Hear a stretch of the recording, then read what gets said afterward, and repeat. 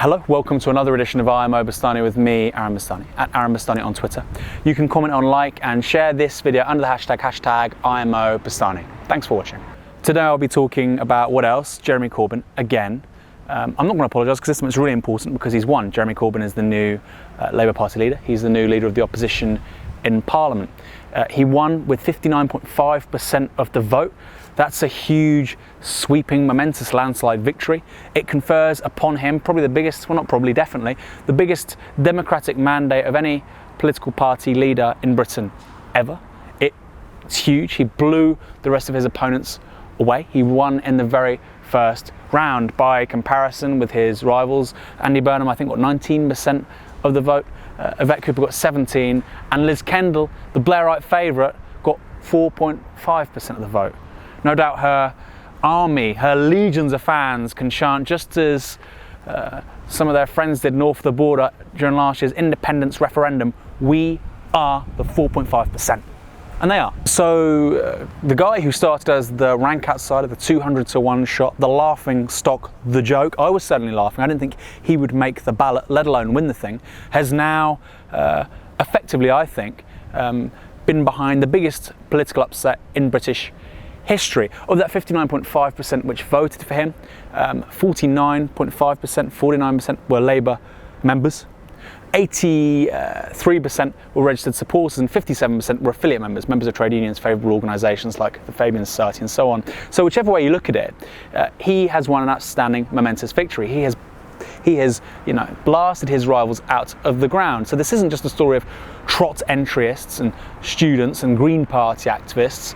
This is a man who has won whatever way you look at it. And those who say otherwise are talking complete nonsense. In fact, they're looking utterly ridiculous. So in coming days and weeks, as the shadow cabinet comes into being, there'll be lots of pressure. Well, there won't really. There'll be no pressure at all. This will be mainstream media nonsense saying that Corbyn has to reach out. He has to unite the party. He has to bring in the moderates and the Blairites under a big tent. But the question is this: when you look at Corbyn, who's just won this outstanding landslide victory amongst registered supporters, amongst members, amongst trade union members, affiliate voters, when he's won across all of these different demographics, why the hell should he reach out to a faction, i.e. the Blairites, whose candidate, Liz Kendall, got 4.5% of the vote?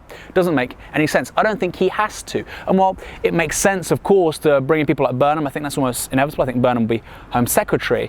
I don't think he needs to reach out to Progress or Liz Kendall or Yvette Cooper. One of the tragedies of this Labour leadership election, as fabulous as the outcome has been with a Corbyn victory, is that with Sadiq Khan as the London Mayor candidate, Tom Watson as deputy leader and Jeremy Corbyn as leader, there are no women, which is not good. It's not good enough, to be quite honest. Sadiq Khan being a person of colour as the Labour candidate for mayor is, it could have been worse, but it's really not great. That said, Corbyn's been clear that he will have a cabinet that has gender equity, that is a 50-50 split, if not something in favour of women, which is fantastic and would be real progress on what we've seen in British politics hitherto. Incidentally, that was something done by José Luis Zapatero in Spain when he came to power, I think over a decade ago. So that shows you how far behind we really are. So why has Corbyn won? Why have his rivals from elements of the Labour Party, which have historically proved so successful, done so badly? Well, I think broadly that reflects the demise, arguably the collapse of social democracy, of the third wave politics which prevailed after the fall of the Berlin Wall, globalisation and so on.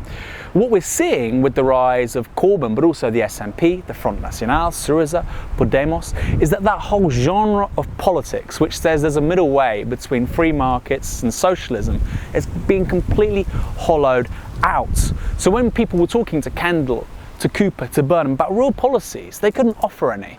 Big policies on how to run an economy, how to create jobs, how to deal with people's problems in housing, energy, transport. They couldn't talk about them. They couldn't address them. They would talk about little minutiae, sure, like Sure Start or a national care service, but a big picture and a big narrative about running an economy and running a politics in a different way in the 21st century, and one that's more progressive too, never shone through. And it can't, because those politics effectively died in 2008.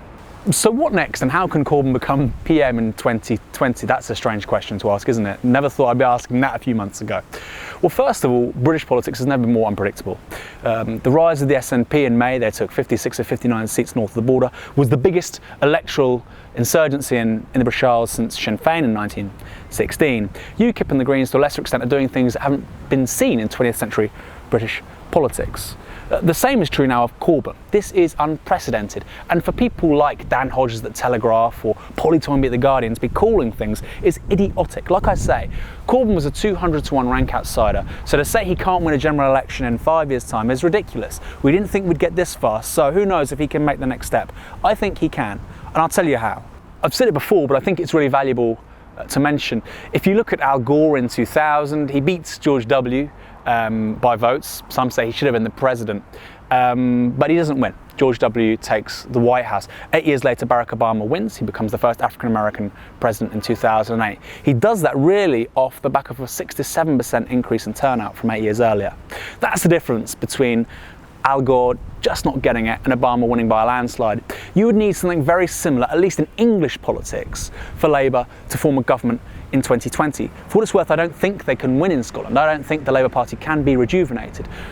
Just because the kinds of people they would need, the activists, the voters, are with the new parliamentary formation over there, Rise, they're with the Scottish Greens and they're with the SNP. And I don't think they'll be going to Scottish Labour anytime soon. So like I say, those 250,000 people backing Corbyn need to become actively involved. They need to see a big increase in voter registration. That's got to happen straight away.